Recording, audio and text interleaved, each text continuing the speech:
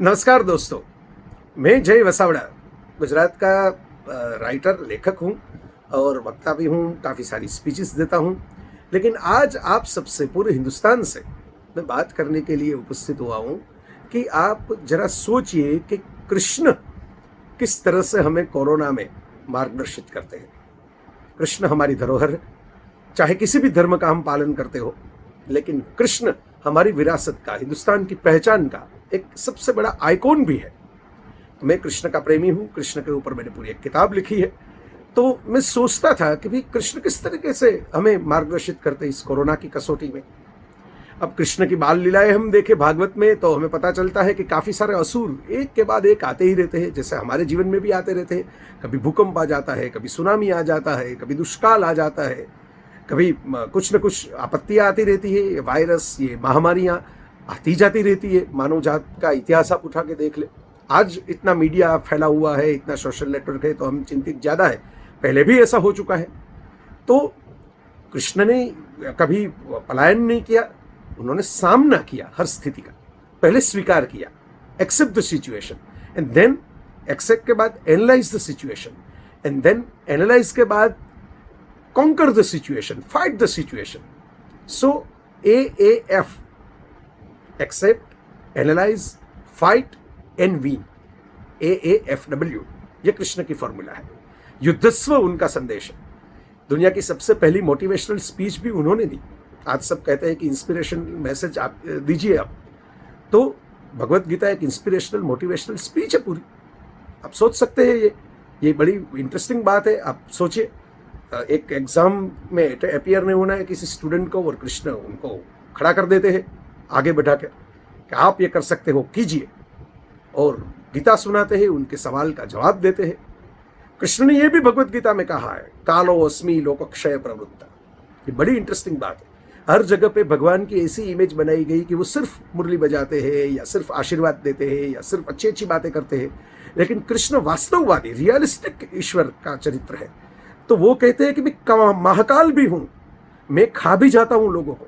जब atom bomb का आविष्कार हुआ तब उसकी जो अमेरिकन साइंटिस्ट थे, उन्होंने ये गीता का श्लोक कोट किया था उसकी महाविनाश को देखते हुए। कालो अस्मि लोकक्षय प्रभु, मैं काल भी हूं, मृत्यु भी मैं ही हूं, जीवन भी मैं भी हूं, ये मेरी लीला है, मेरी नियति। तो कृष्ण ये सिखाते हैं। कृष्ण गोपाल है, प्रकृति के साथ जीते हैं। आप सोचिए जरा, तो कृष्ण हर बार लोगों के साथ, प्रकृति के साथ, पशु पंखियों के साथ भी बातें की है उन्होंने, उनके लिए भी रक्षण की बात की है। नेचर के साथ जीने वाले ये जो इंसान है, उनको हम कहते हैं कि भाई ये कृष्ण की तरह जीते हैं। तो वो ये सिखाते हैं कि भाई अभी जो परिस्थिति है वो मदर नेचर ने हमें स्लो डाउन का कहा है, वो रिबूट कर रही है अपनी सिस्टम, हमको कोरोना थेरेपी दे रही है, और प्रकृति के और एलिमेंट्स को मुक्ति का आकाश दे रही है, साफ हवा पानी दे रही है। तो ये भी कृष्ण हमें सिखाते हैं। हमें ये भी कृष्ण सिखाते हैं कि किसी भी सिचुएशन में, मेडिकल साइंस में लोग कहते हैं कि कोरोना के सामने कोई दवाई तो नहीं है, इम्यूनिटी आपकी डेवलप करनी पड़ेगी। अब इम्यूनिटी कुछ खाने से, पीने से, वर्जिश करने से एक रात में तो डेवलप होगी नहीं, वो तो इम्पॉसिबल है। जैसे वेट रिडक्शन, आज आप एक्सरसाइज कीजिए तो कल नहीं हो जाएगा। लेकिन जो स्ट्रेस फ्री लोग रहते हैं, जो आनंद में, उल्लास में निरंतर रहते हैं, जो दूसरों की सहायता करते हैं, दूसरों के साथ कनेक्ट होते हैं, उनकी इम्यूनिटी अच्छी डेवलप होती है। तो स्ट्रेस फ्री रहना, आनंद में रहना, प्रसन्न चित्त रहना, ये कृष्ण ने सिखाया। वो रास के, रंग के, रस के ईश्वर है। सहज रहना कृष्ण ने सिखाया कि एक्सेप्ट कीजिए और सहज रहिए, जो स्थिति हो उसका स्वीकार कर लीजिए। रणछोड़ राय भी हम बन सकते हैं, हम युद्ध के विधाता भी बन सकते हैं, हम भाग भी सकते हैं। हम गोकुल से वृंदावन जा सकते हैं, वृंदावन से मथुरा जा सकते हैं, मथुरा से जरासंध अगर आए तो पलायन कर सकते हैं, और अपनी सोने की द्वारका फिर बना सकते हैं। तो कुछ छूट जाए उसके पीछे मत रहो, आगे बढ़ते रहो और अपनी नई कहानी लिखते रहो, और नई जगह पे जाके खुद फिर से निर्माण करते रहो। प्रलय और निर्माण ये सृष्टि का क्रम है। तो उससे चिंतित हुए बिना, साक्षी भाव से देख के, गीता में लिखा है, स्थित प्रज्ञ होके हम वहां से बाहर निकल सके, उसका सामना कर सके। तो दोस्तों, ये बड़े अच्छी बात हम सीख सकते हैं। आज हम के अपने के अंदर के कृष्ण को जगाए, उनकी मुरली और बांसुरी सुने, आनंदित हो, उल्लासित हो, अलग अलग कलाओं का, विद्याओं का शौक भी रखे, थोड़े रसिक भी बने, क्योंकि तभी समय पसार हो सकता है हमारा। ये भी कृष्ण से हम सीख सकते हैं। और अटैचमेंट न रखे, डिटैचमेंट भी रहे। कुछ छूट जाता है, चाहे वो व्यवसाय हो, चाहे वो पैसा हो, चाहे वो इमेज हो, और कुछ नया आता है तो उसको स्वीकारने की ताकत भी रखे, ये भी कृष्ण हमें सिखाते हैं। तो काफ़ी सारी अच्छी अच्छी बातें ऐसी हम सीख सकते हैं कृष्ण के चरित्र से इस समय में।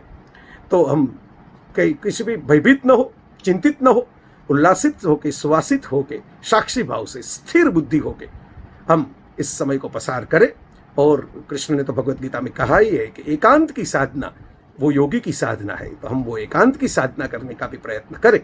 ये मैं ऐसा मानता हूँ कि उसमें से नई सर्जकता, नई सोच आएगी।